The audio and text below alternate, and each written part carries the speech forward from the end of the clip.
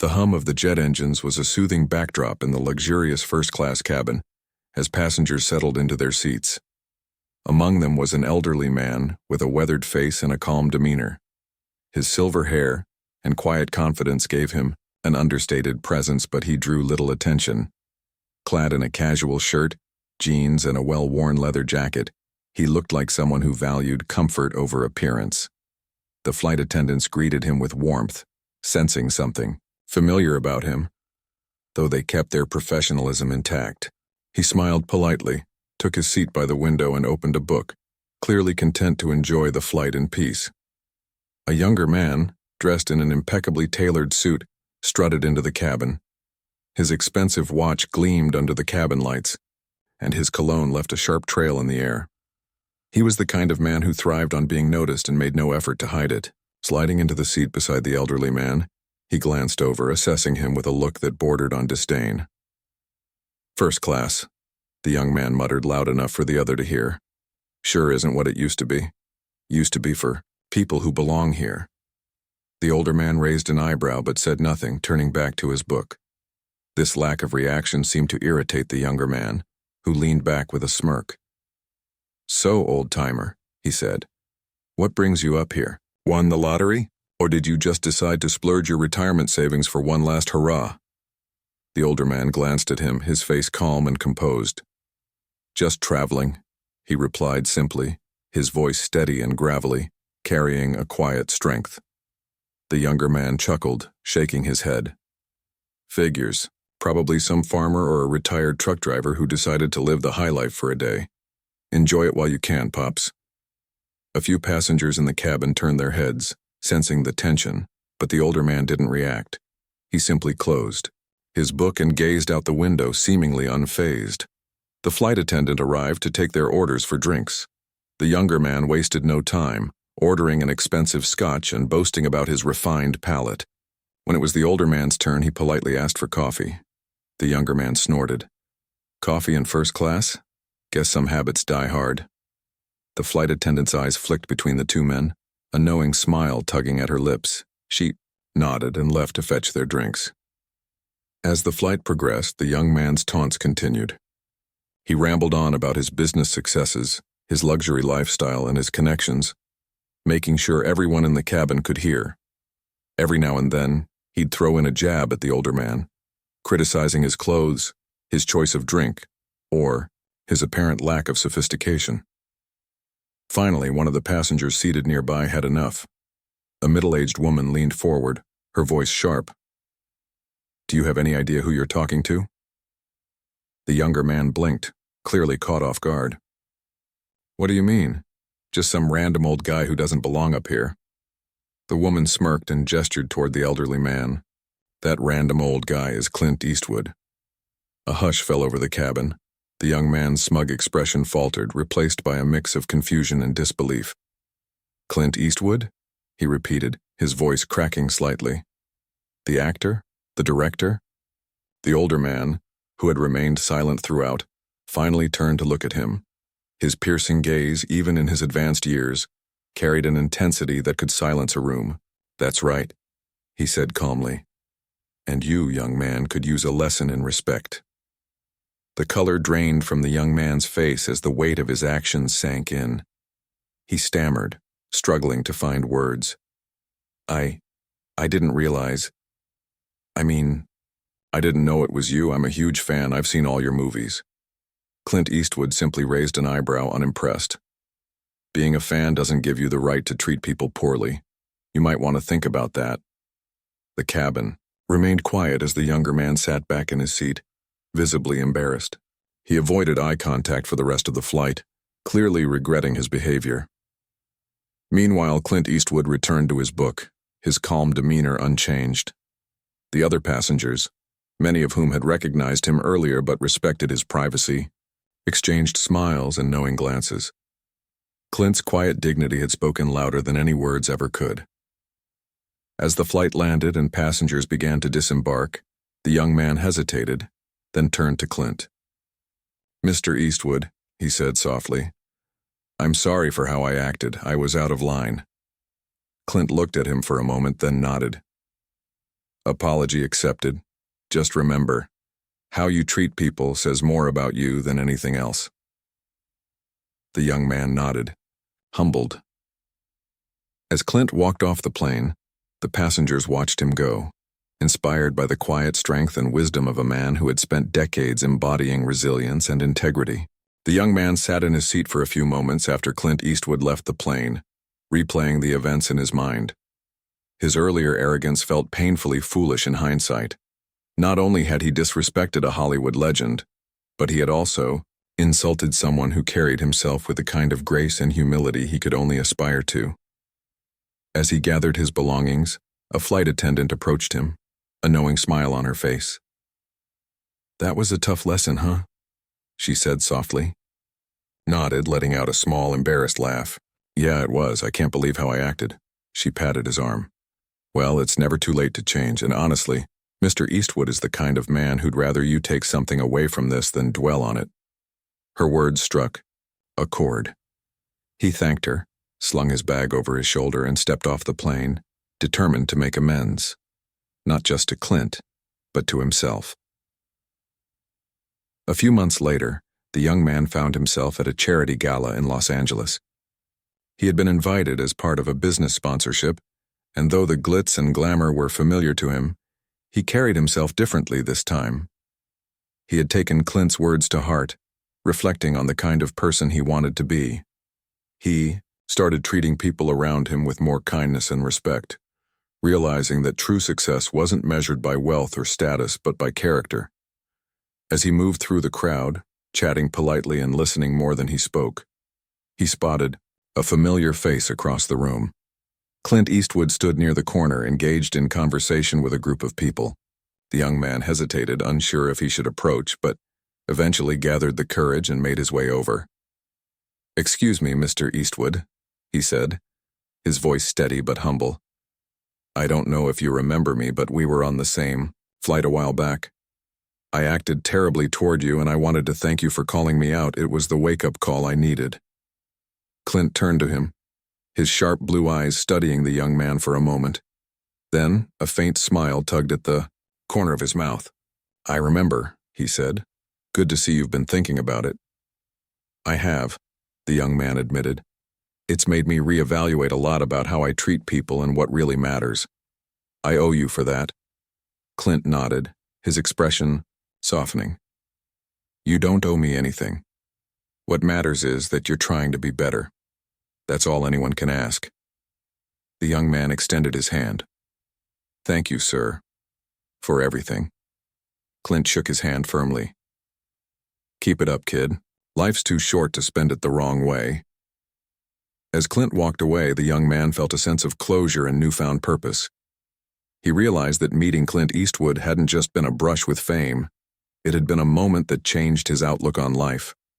From that day forward, he carried himself with the same quiet dignity and respect he had seen in Clint, determined to leave a legacy of kindness and humility.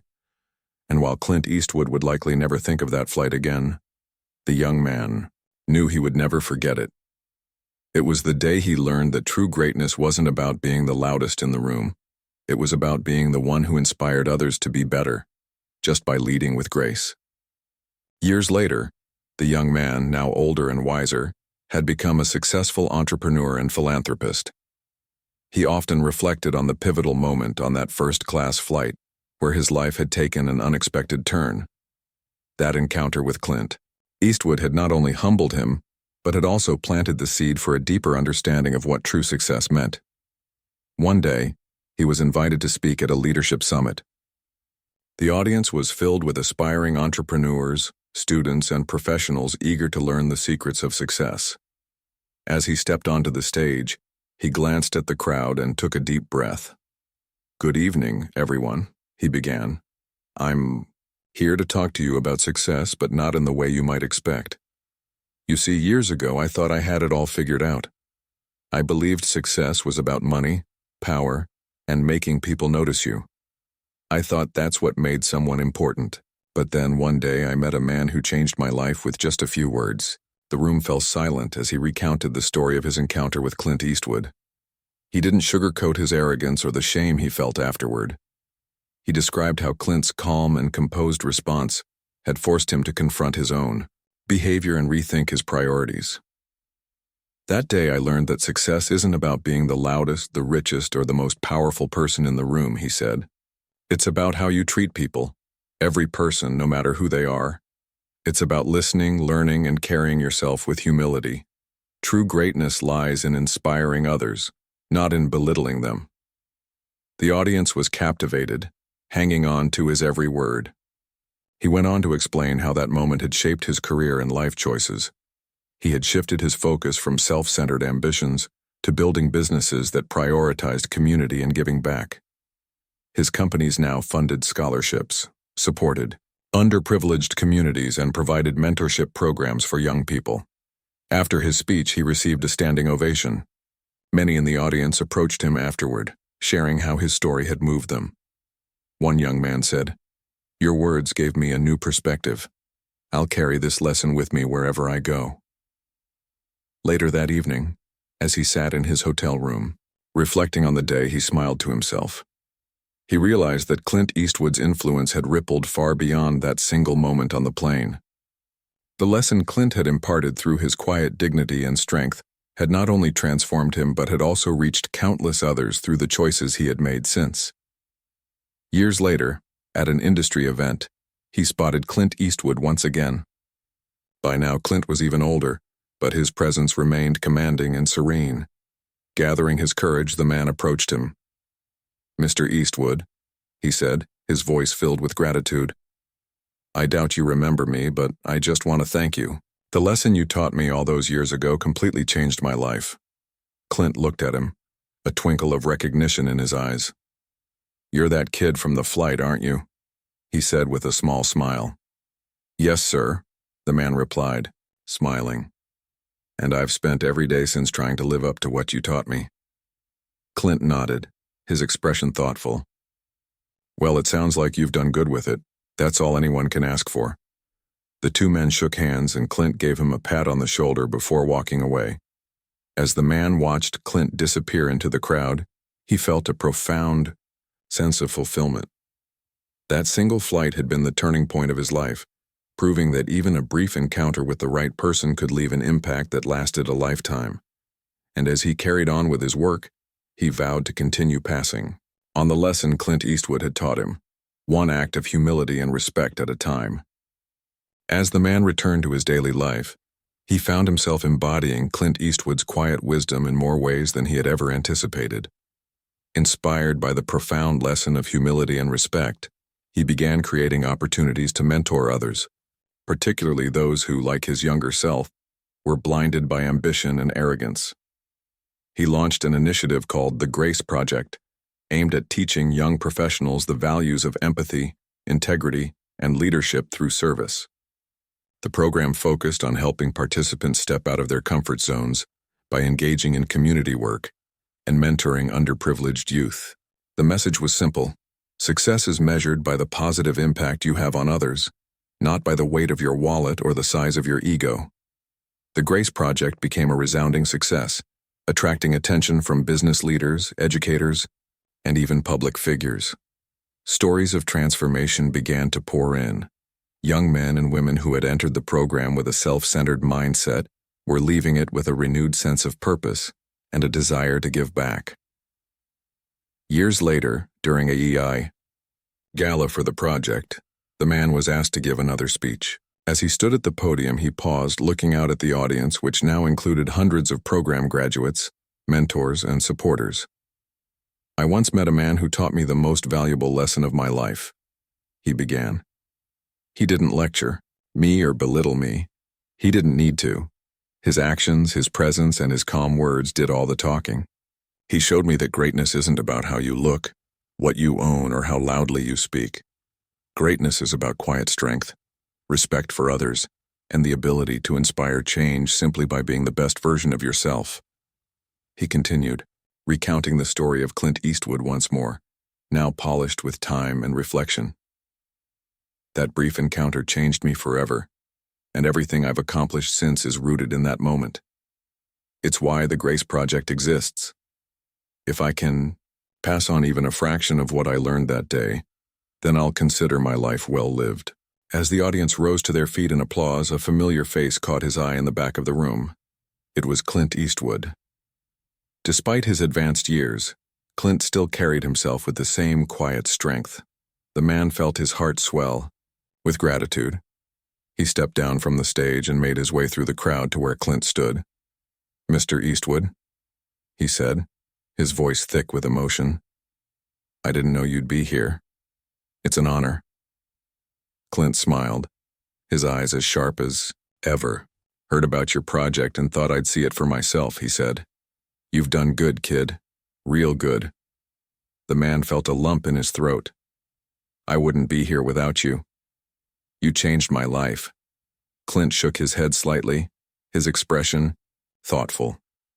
"You changed your own life. All I did was give you a nudge. The rest was up to you." They spoke for a while longer, reminiscing about that fateful flight and reflecting on how far the man had come. As the night went on, Clint mingled with the crowd, sharing stories and wisdom, embodying the very principles the man had worked so hard to emulate. In the years that followed, the Grace Project expanded globally, touching the lives of millions. The man often thought back to the moment on the plane that had set everything in motion.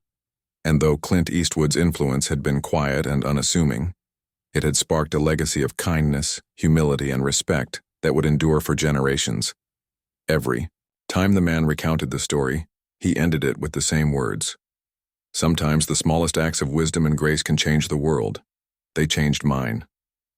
As the years passed, the Grace Project grew beyond the man's wildest expectations. It became a global movement, sparking a shift in how people viewed success. The program expanded into schools, businesses, and even government initiatives, all dedicated to teaching the values of empathy, humility, and service to others. He often found himself in boardrooms and classrooms, speaking to people of all ages about the importance of being a force for good in the world. What had started as a humble initiative to help young professionals now inspired people across generations, backgrounds, and cultures. Though his public persona had changed, he was no longer the brash, self-centered man he once was. He always credited Clint Eastwood for his transformation. The more successful the Grace Project became, the more he found himself reflecting on Clint's lessons. Every new step forward felt like honoring the quiet strength of the man who had, unknowingly, shaped his future. On the anniversary of the Grace Project's founding, the man stood before a sea of faces in a grand auditorium. The lights dimmed as the crowd awaited his speech, the air filled with anticipation. He had been invited to speak about the evolution of the initiative and how far it had come in the years since its inception. But tonight wasn't just about him. It was about Clint Eastwood and the lasting impact he had made on countless lives. The man smiled as he approached the podium, pausing for a moment to collect his thoughts. "When I started this journey," he began, his voice steady and confident, "I had no idea how much one moment could change everything. It wasn't a speech, it wasn't a grand revelation. It was a simple encounter with a man who taught me, without saying much, the true meaning of greatness." He told the audience about the first-class flight, about how he had arrogantly mocked Clint Eastwood, and how his entire perception of life had shifted with just a few words. He spoke about how the years following that flight had been filled with learning, growth, and service, and he spoke of the importance of passing on the lessons he had learned to future generations. "I often tell people that the Grace Project isn't just about giving, it's about receiving as well," he continued. "I received a gift that day in the form of a lesson, and it's one I will carry with me for the rest of my life. It wasn't something I expected, nor did I deserve it, but it was the most valuable thing anyone has ever given me." As he spoke, the crowd sat rapt, hanging on every word. His message resonated deeply, and when he finished, the applause was overwhelming. But it wasn't the applause that mattered to him. It was the realization that the movement he had started was making an impact far beyond what he had ever imagined. After the speech, several of the program's graduates approached him, thanking him for giving them a new perspective on life. But what touched him the most was the young woman who had been silently listening from the back of the room. She had tears in her eyes as she stepped forward. "Thank you," she said quietly. I used to think that success was just about getting ahead, but you've made me realize that the most important thing is how we lift others up." The man smiled warmly, his heart swelling with pride. "It's exactly what Clint Eastwood taught me. Success means nothing if you're not using it to make the world better for others." The young woman nodded, her eyes filled with gratitude. "I think I understand now." Several months later, the man received a phone call that took him by surprise. It was from Clint Eastwood's assistant informing him that the legendary actor and director wanted to meet. Clint had been following the progress of the Grace Project from a distance, and now he wanted to meet the man who had turned a simple lesson into a worldwide movement. When they finally sat down together, it was in a quiet, private room at Clint's home. Clint looked older, but his presence was as commanding as ever. The man felt a mix of excitement and reverence, but he also knew that Clint didn't care much for fanfare. "You've done well," Clint said, his voice gravelly yet warm. "I see the impact you've made, and I'm proud of you." The man, overwhelmed with emotion, sat back for a moment. "I can't thank you enough, Clint. You're the reason any of this exists." Clint raised an eyebrow, as if considering the weight of the words. "I just gave you a nudge," he said. "The rest was you. You chose to make a difference, that's what counts." The man nodded, knowing that Clint was right. He had taken the lesson and turned it into something much larger than either of them could have anticipated. "I've spent my life in the spotlight, making movies and doing what I do best," Clint continued. "But what you're doing, that's the real legacy. Helping others see that kindness, respect, and humility are the true markers of success."